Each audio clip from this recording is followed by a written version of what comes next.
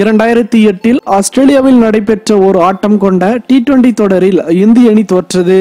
அதன் பிறகு கடந்த 11 வருடங்களாக இந்திய அணி ஆஸ்திரேலியாவுக்கு எதிரான T20 தொடரில் தோற்றதில்லை.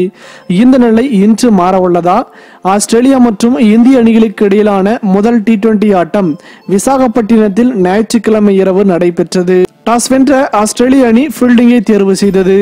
20 ஓவர்களில் 7 விக்கெட் இழப்புக்கு 126 ரன்களே இந்திய அணியால் எடுக்க முடிந்தது. பிறகு 20 ஓவர்களில் 7 விக்கெட் இழப்பிற்கு 127 ரன்கள் எடுத்து வென்றது ஆஸ்திரேலிய அணி. கடைசி பந்தில் 2 ரன்கள் எடுத்து 3 விக்கெட் வித்தியாசத்தில் த்ரில் வெற்றி பெற்றது. இதையடுத்து பெங்களூரில் இன்று நடைபெற உள்ள இரண்டாவது மற்றும் கடைசி T20 ஆட்டத்தில் வெற்றி பெற வேண்டிய கட்டாயத்தில் உள்ளது இந்திய அணி.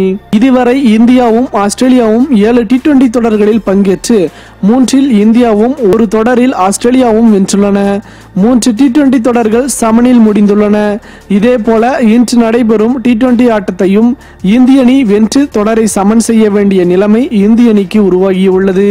இந்திய அணியில் உமேஷ் யாதவுக்கு பதிலாக சித்தார்த் கவுலும் ரிஷப் பந்துக்கு பதிலாக ஷிகர் தவானும் இடம்பெறுவார்கள் என எதிர்பார்க்கப்படுகிறது. இந்தியா மற்றும் ஆஸ்திரேலிய அணிகள் மோதியுள்ள T20 தொடர்களின் பட்டியல்.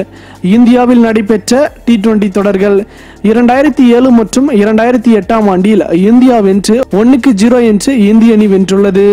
2013 மற்றும் 14 ஆண்டுகளில் 1-0 என்று இந்திய அணி வென்றுள்ளது. 2017 மற்றும் 18 ஆண்டுகளில் 1-1 என சமனில் முடிந்துள்ளது.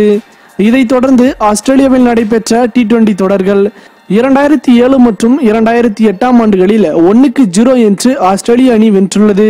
2011 மற்றும் 12 ஆண்டுகளில் 1-1 என சமனில் முடிந்துள்ளது. 2015 ஆண்டு மற்றும் 2016 ஆண்டு 3-0 என்று இந்திய அணி வென்றுள்ளது. 2018 மற்றும் 19 ஆண்டுகளில் 1-1 என சமனில் முடிந்துள்ளது.